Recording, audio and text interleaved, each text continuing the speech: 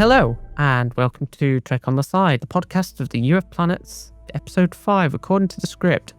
I'm your host, 3 of 7. Joining me this month are two fantastic co-hosts, Jess and John Matthews. Hi, I guess it's my turn now. Hi, I'm Jess. I'm the one of the other co-hosts. I'm also the head of technical services and cybersecurity. And I've been a member for since the beginning of time. Fun facts: I love cats. Okay, John. Hi, I'm John Matthews. I'm the lead moderator of the UFP. I've been around for about 11 years now, and I like birds. Exciting. Shall we discuss to start with the introductions over? What kind of birds, John? Normally ducks. Oh, I love ducks. Specifically, I'll send you a picture of the ducks I used to have later. Right, we're getting straight on to 4-letter words that begin with D. This is a great start. No, do not go there. And the gutter is reached. You're welcome. Yes, thank you. Although you're not going to be the one to break, I am. Well, I'm not breaking anything at the moment. At least I not. don't have any ducks to give. Oh no. Wow. Okay. Yes. I'm just going to go to my happy place. Is the UFP not your happy place? Oh, it absolutely is. Yes, I've been staying up all night doing stuff, which we'll get into. Well, let's dive into the latest happenings in the Star Trek universe. Because it's Star Trek news time. I was going to say something else. Oh, yes, this is the Trek on the Side podcast. I better remember that. Yes. Where we talk about Star Trek sometimes. Anyway, so Star Trek at New York Comic Con 25. Two big reveals have come out of the extended weekend that is NYCC, with panels for both Strange New Worlds and Starfleet Academy. We received new trailers for both. Starfleet Academy confirms it will begin airing on the 15th of January. And we've got our first look at Strange New Worlds Season 4. I suspect some of that being the UFPAC, but who knows? Probably. Wizards of the Coast have also announced they will be teaming up with Star Trek to release a set of Magic the Gathering cards for the Star Trek 16th anniversary. The set will feature characters and ships from a variety of adventures across Star Trek's history. I don't understand this Magic the Gathering stuff and crossovers with things. No. I honestly, I don't understand Magic the Gathering. No, me neither. I've never played Magic the Gathering. At all. I just don't understand it. I've played it a few times. But I mean, I suppose pretty cards go brrr or something. I don't know. I'm sure they'll look nice. The artwork's always nice on Magic. That's not accurate. Yeah, and they'll probably cost like thousands of dollars in a couple of years. Maybe. Oh, hold on. We're talking of maybe. I think Kerry's on the line here. Maybe. Thank you, Kerry. I now am the only one who doesn't have a soundbite. It's quite helpful. That's true, Kerry. You're not on the soundboard at all. I was so confused. I kind of had a feeling when I knew where I was going. Well, shall we get to community announcements? Community announcements. Yeah. Community announcements. Stuff, and Jess is going to read this. Yay, I get to read stuff. Well, big announcement, actually, from Technical Services, and I am proud to announce that we have, or rather I have created a Discord bot that will allow you to link your UFP forum account and your Discord account. This will allow for nicknames to be synchronized and to give you all the correct roles for your positions and much, much more. we are including some plans to expand this into the event system integration that's on the forums, and also tie in with the giveaways that happen around the holiday season. In addition, you can get a shiny new achievement, the Chatterbox Squared forum achievement, and if Eagles, you can just kind of put that up on the screen. Yep, just like that. Thank you. He's never gonna do that. No, he's not, so I'm just gonna look like a fool now. So just see the forum announcement for more details and instructions on how to link your account. Yeah. This is the Trek on the Side podcast where Eagles just doesn't do any real video editing. Well, then I just look like a complete fool then. Yeah. Don't worry about it. I constantly ask for a gift to go on screen and he never does it. Okay. Well, I don't feel as bad now anyway. No. When you're the main host, you tend to get used to it. So, at least now having a guest look a bit stupid is quite a welcome. Yes, that is so much better. Yeah. I get to sit back and laugh for a moment until Eagles decides to splice in a blooper or something, I'm surprised we haven't had any yet. Well, yes, we have. Me, again. So, I mean, the podcast doesn't really have many bleepers because we're not really reading from a script as such. I mean, we are reading from a script, but it's very, not script, sort of script. It's a guideline. That's the word. It's more of a thing that it's a suggestion rather than a. It's definitely scripted. Exactly. Thank you. It's a reminder to everyone listening that the podcast is filmed in front of a live studio audience and not scripted in any way. Thank you, Solace. Did you have to bring him into this one? Well, I mean, we had to get Carrie. Maybe. See? Exactly. Oh my god. No, this has completely gone off the rails. What? The Trek on the Side podcast go off the rails? No, that's on. Was it all ever on the rails? Just slightly on the rails. Stumble there is gonna get clipped up. Oh, great. Welcome to the soundboard. Thank you.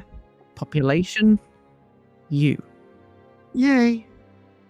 Well, now we reach the main segment. I can't remember if I ever made a stupid jingle for this, so Eagles, feel free to remix this.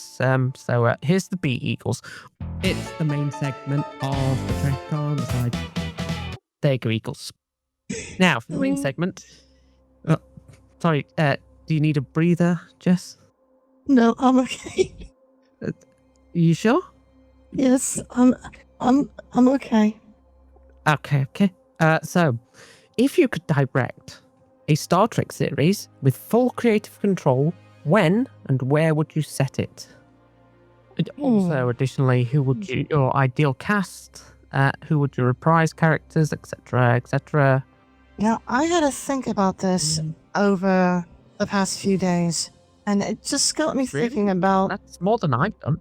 Yeah, well, actually, I'm making this up on the spot. I was. So you're lying. Stretching the truth a little bit. I looked at it a few days ago, but I didn't really think about it until, just now. But I was thinking a lot about the Next Generation episodes, because that's pretty much what I grew up with. So, Star Trek Picard, or just Picard, whatever you want to call it, was sort of like the extension of the Next Generation, and that's the way I saw it. So, if I were to direct actually, no, it was Voyager that I was thinking of. I don't know why I was thinking of Next Generation. I was thinking of Voyager. What about an extension on Voyager? I would obviously want to see what happened with the crew of Voyager once they finally got back into the Alpha Quadrant. And I don't count Star Trek Online as canon, and I really don't think that anyone else does either. Sorry to everyone out there who plays STO on a daily basis. I'll pick it up every once in a while. But anyway, back to the subject at hand. A Star Trek series with full creative control. When and where would you set it? Of course, it would be in the Alpha Quadrant. At some point after Voyager got back to the Alpha Quadrant. Obviously, the crew's not going to be I mean, it wouldn't obviously take place, straight after they got back. This would be a few years down the road, like 10 or 20 years down the road. And it could even be the Voyager A. I don't really know. Of course, I would try to get the original cast of Voyager as much as I possibly can. I would avoid recasting. Sometimes that can go really well, but sometimes that can go really, really poorly. And so, I just don't feel like, replacing the characters would really be a good thing in the long run, especially for a Voyager-related series. So, yeah, it would be like a series sequel to Star Trek Voyager, which is as much of the original cast as possible, and taking place maybe 20 years after, see what they got into. Even if they're not serving on the starship, new cast members could serve on the next generation of Voyager, and we just follow everyone else on Earth. So sort of like a crossover between DS9 and the other spacefaring series of Star Trek. So kind of like in between those two. I mean, pretty much just my idea, really. Something set after Voyager with the Voyager crew. I mean, I don't know. You might cast Janeway as an admiral at that point. It'd need a new captain. Probably Tuvok would be the natural captain. With Chakotay reinstated. Was he ever a Starfleet officer? I'm not sure. Well, in Prodigy, he becomes the captain.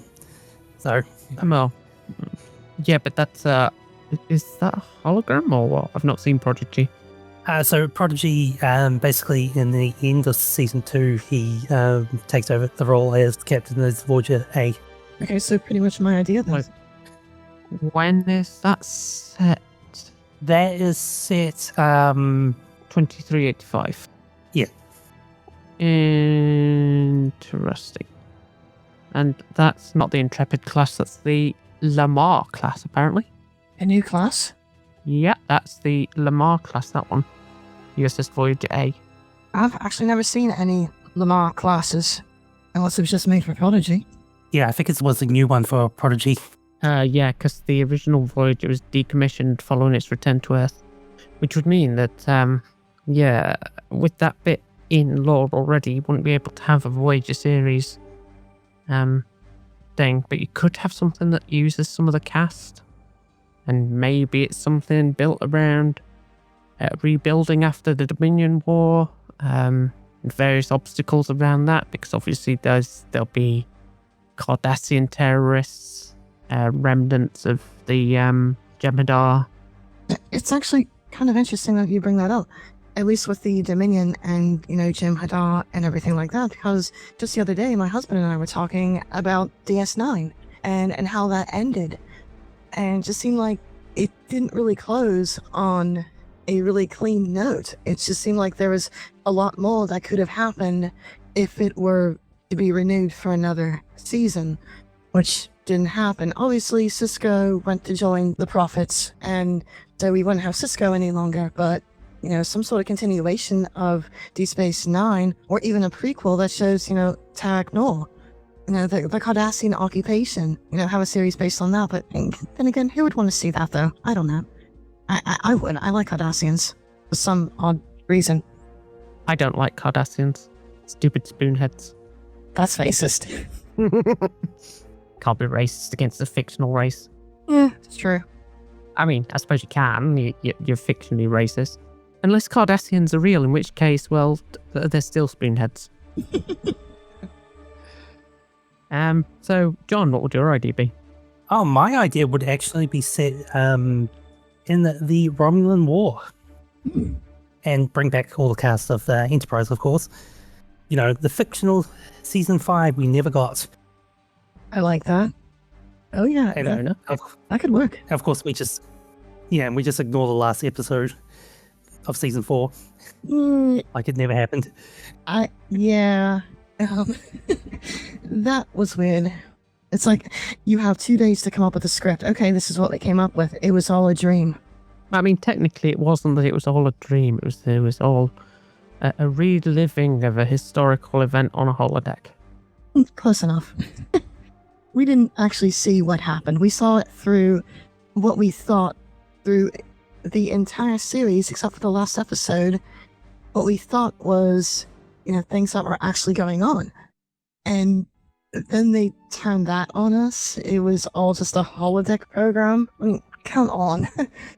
Or was it just that the last episode was a holodeck program? I don't know. I sort of took it the last episode sort of set the precedent that the entire series was nothing more than just a retelling on a holodeck as an attempt to, correct me if I'm wrong, but I do believe that last episode took place around the time that Troy was going for her command exam. I think it was set in the Pegasus when Riker's having the whole, I should tell Picard about my old commanding officer who did the phase cloaking and all that. Okay. Yeah, that makes a lot more sense. For some reason, all this time I thought it was taking around the time that that she was going for the command exam. The whole, my first duty is to the ship. I thought for some reason that Riker was just trying to, get her to see what command was like all the way back then. But I think you are right there, John. I think that was around Pegasus now that I think about it. Yeah, I've got it up on Memory Alpha. The log entry is First Officer's Personal Log, Stardate 47457.1.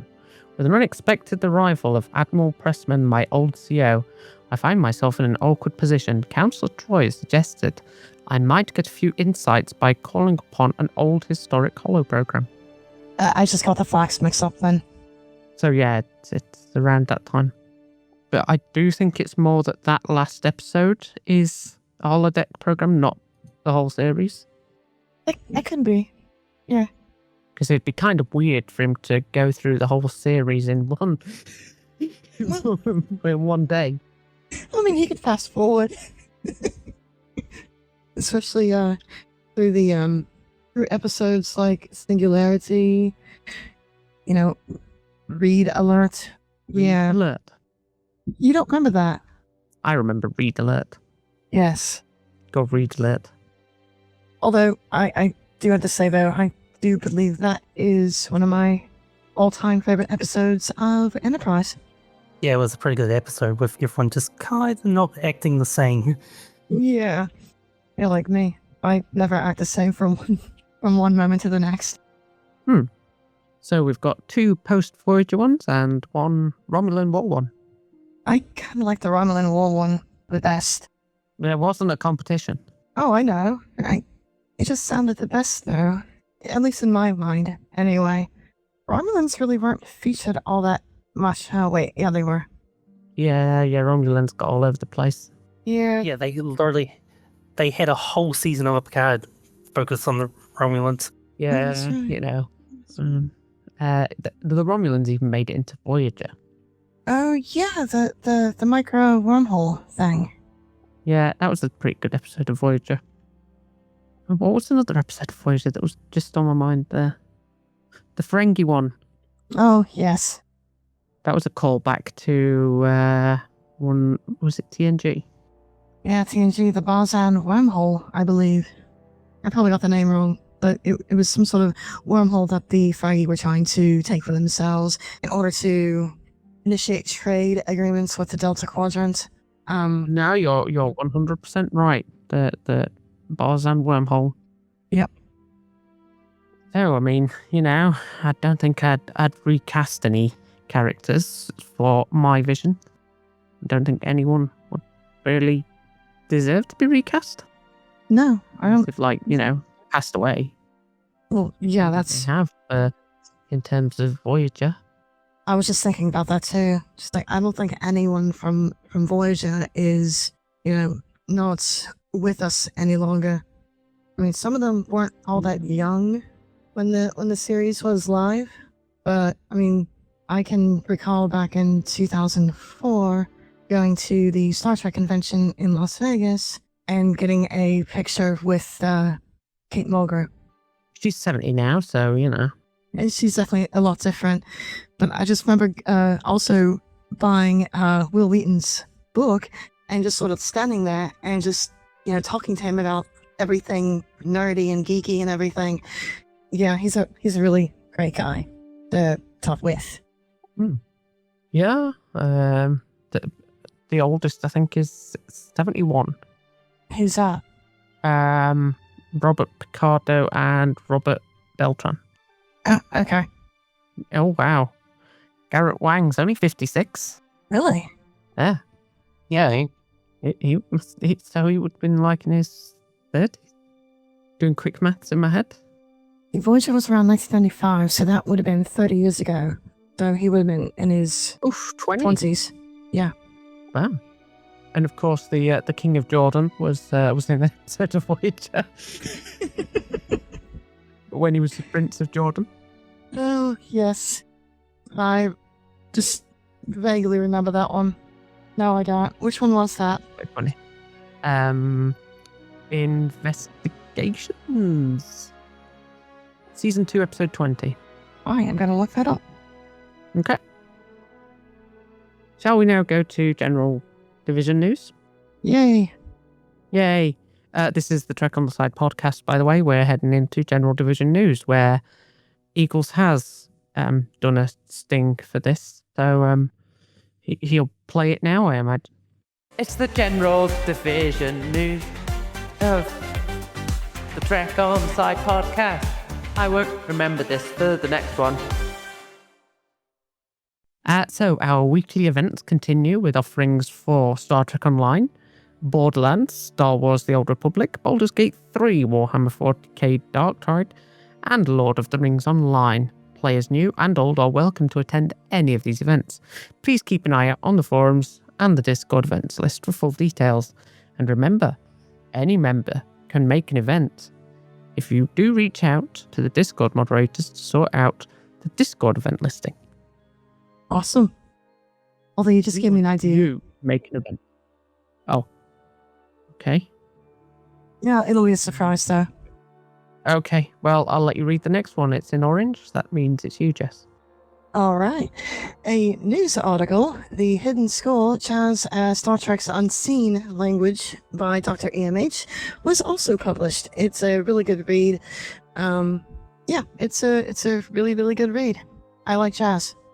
So you like Jess? I do like jazz. Hmm. I know. Sometimes I write news articles. Yes. Sometimes I do too. Although I mainly edit them now though. I edit my own articles because I can. Yeah. It's called abuse of power. I'd say utilizing your power efficiently. Yes, let's go with that one. No, officer, it's not embezzlement. It's redistributing funds efficiently. Yes, exactly. I'll tell my accountant that one. Oh god. Why, is your accountant embezzling or are you embezzling? No, my accountant just loves jokes like that. Right, okay. And the last bit of General Division news goes to John. Yeah, all it says is Federation Executive Office is good, yes. Thank you for the update. Thank you. And now we go to subscriber questions. No, I'm not singing anything for this. Oh. So, you can sing if you want, Jess. No, it's okay. John, do you want to sing an intro for this? It's too early in the morning. It's too late at night. Too early in the morning. God, can't get the guests these days. They're not willing to put themselves on the line to embarrass themselves for your entertainment. They just leave that to the permanent host. Oh, just keep an eye on the bot. I may end up embarrassing myself pretty soon. Keep an eye on the bot because you might embarrass yourself soon with the bot. Yes. Why? Yeah. Why? What's the bot gonna do? Well, it's not going to go rogue. That's for sure. I have too many guardrails in place for that. It'll crash before it does anything. I was asking why it might embarrass you, not if it was going to be a danger. That would be an embarrassment, though. If it was a danger, then it would be an embarrassment. Or an accomplishment. All that, too, because I've never really made anything malicious before. So that would be, like, I did something, but I didn't want to do that thing, so I'll never do that thing again. But then I'll end up doing it again because then I'll be overcautious and yeah, a vicious cycle. Right. Well, keep an eye out for the bot because it might embarrass Jess somehow. Maybe reveal her innermost secrets. If it does that, it'll probably reveal my inner monologue. Well, I mean, at least it won't reveal my inner monologue. Isn't it just actual screaming? No, you know Homer's inner monologue of the monkey with the cymbals. Oh. Yeah, that's pretty much what goes on in my brain. Mine is screaming of an existential crisis variety, laced with tons of profanity. So, without further ado, subscriber questions, because subscribers like asking questions, and we have some this week that aren't made up for a change. Unlike last month's. Like, Kerry asking how long a string is or whatever it was. No, I was thinking of the mayonnaise one. I've forgotten what that one was. You don't want to remember that one? Oh, no. Can someone remind me? So the question was, is mayonnaise an instrument? And then Gam went on a massive ramble about it. Is mayonnaise an instrument? Of course it's not an instrument. Oh, it could be.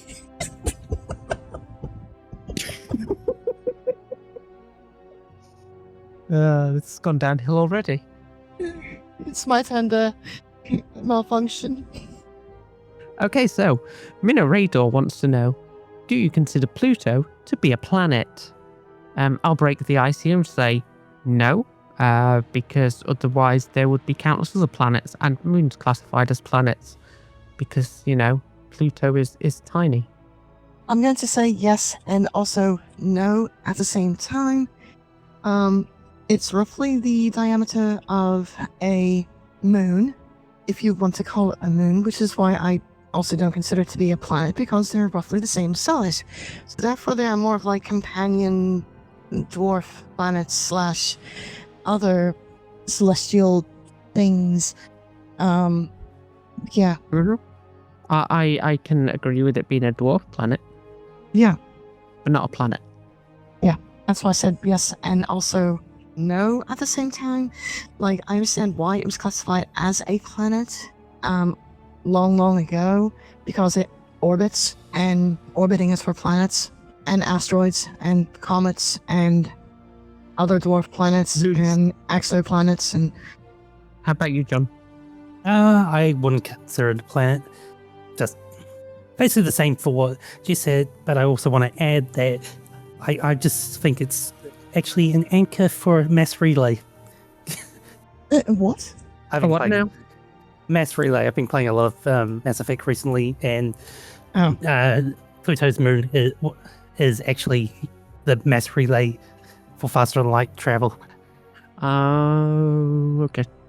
Oh, so that's the moon. The moon? No, Pluto is it's not a planet. Companion moons. There we go. Well, yep, that's that one. You want to read the next question? Justice Smith would like to know if game NPCs could leave reviews about players, what would the last NPC you interacted with say about you? A thought-provoking question. Who wants to go first? Well, just reading the one I am just interacting with, it's pretty much he was too strong. Why? Who was the last NPC you interacted with? Random trainer. I'm playing on my Switch while I'm recording this. Oh, wow. Wow, okay.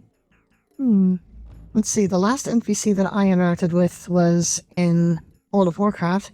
It happened to be a quest chain that kept sending me back to that particular NPC, and that particular NPC was probably saying, oh god, not this idiot again. I think mine would probably say,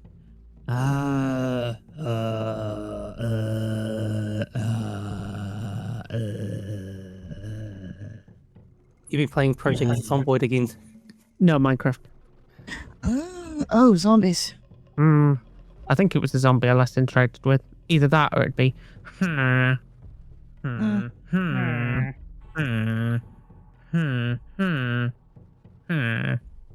Either way, complete nonsense, and they're not saying anything of any value. And it'd probably be 0 stars. Unsubscribed. What 5-star spoilers greater than great with a punch of a pentagram or wet bamboo malakazam? Usually, Yes. I charge a sacrificial lamb, but you get the family rate. Sorry, just going off on a has-been tangent there. But this is the Trek on the Side podcast, the podcast review of planets.com. Podcast. Would you like to read the next question? Mac asks, if October was an ice cream flavour, which flavour would it be? Well, I'm guessing everyone's thinking the obvious here. Cookies and cream? No, I think most people would pick something like pumpkin. Not what I was thinking of. No? What were you thinking of? Vanilla bean. Interesting. I don't know why. It's just vanilla bean. Vanilla bean for October. Yes. I would probably pick that more for like December. I would pick cookies and cream for December. Okay. I'm strange. I mean, who isn't? It's true. Yeah. I said it before, isn't it just a requirement to be an ETO member? Is it? I I think it's just a requirement to be a member of the UFP. know that's true. Too true. Well, the outro now. Final thoughts and comments. That's all for this episode of Trek on the Side. Thank you for joining us. Please don't hesitate to head over to the forums and add custom intro. So please do add your own custom intro when you hear this podcast. Outro, sorry, not intro. What was the other say? Add your own intro as well. Well, I think my brain's melted. You might ice cream. Yeah, ice cream. So, I don't think there were any disasters in that podcast. Much. Is there anything you would like to add to the end? Anything else you want to say? I mean, personally, I'm going to Comic-Con next week in London. I forgot to buy my tickets. No. I was actually going to go to the New Zealand version of Comic-Con next weekend, but then I decided I'm going to go and see my grandparents, so... Well, I couldn't exactly miss Comic-Con in London in October, not since there's a certain voice actor that's going to be there. Is it who I'm thinking of? Probably. Who are you thinking of?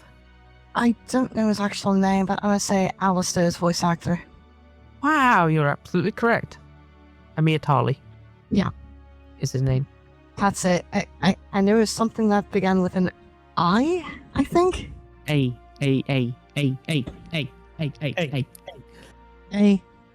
Amir Tali. Oh, okay.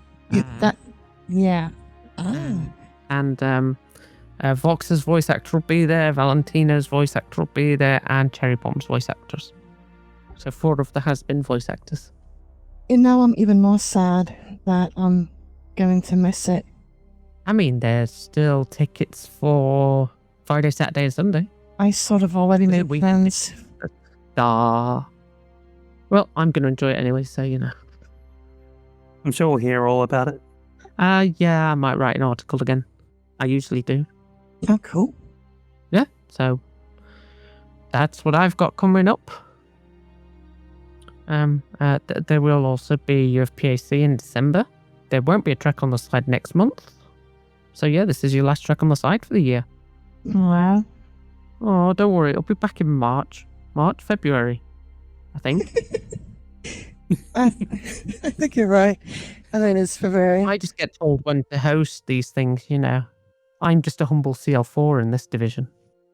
Well, let's round off by reading off the supporters. I'll read off the gold ones. So we've got Bedders, Bridger, Brit Surfer, Chi, Daily Dose of Sam, Eagles SG, Fensmith, Hector, Hightower, Kusaku, Morris, Warlord, Zante, and Zach. Thank you for being gold supporters. I will read the bronze. We've got Foster, John T. Nix 2, Miles, Nikama, Select, Sasuke, Stormy, and Von Luden. Thank you for being bronze supporters. And for our server boosters, we've got Bridger, Daily Dose of Sam, Uberite, Boostel, Hightower, Jammers 195, Jess, Jesse Smith, John Matthews, Manow Rador, Nova Lance, Soz, Gormy, Sunfire, and 307. That last one's me. I'm 307. And what is this? This is the Trek on the Side podcast. There we go. Me do good job. Yay. Thank you for listening, and goodbye. Goodbye. Bye.